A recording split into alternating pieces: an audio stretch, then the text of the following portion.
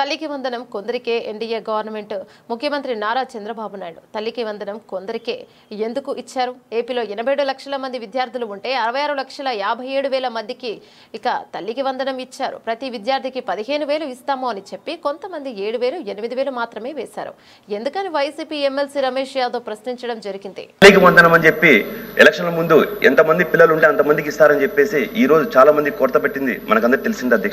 అధ్యక్ష గౌరవ మంత్రి గారికి తమరి ద్వారా నేను అడిగేది ఏంటంటే అధ్యక్ష, సెంట్రల్ గవర్నమెంట్ వాళ్ళు ఇచ్చిన రిపోర్ట్ ప్రకారం 87,47,885 మంది విద్యార్థులు ఉన్నారని చెప్పినప్పుడు, కానీ ఇందాక గౌరవ మంత్రి గారు 66,57,508 మందికి ఇచ్చారని చెప్పారు అధ్యక్ష. అదొకటి క్లారిఫికేషన్ చెప్పాల్సిందిగా కోరుతున్నాను అధ్యక్ష. అదేవిధంగా గవర్నమెంట్ వెబ్సైట్లోనే అధ్యక్ష 63,77,898 మందికే ఇచ్చాము, ఇంకా 2,79,720 మందికి ఇవ్వలేదని చెప్పి కూడా వాళ్ళు మెన్షన్ చేశారు అధ్యక్ష.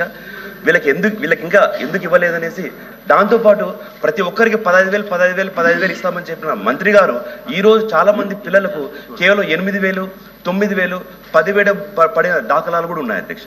కాబట్టి దాని గురించి ఏమైనా ప్రికాషన్స్ తీసుకున్నారనేసి గౌరవ మంత్రి గారిని తమ ద్వారా అడుగుతున్నాను అధ్యక్ష.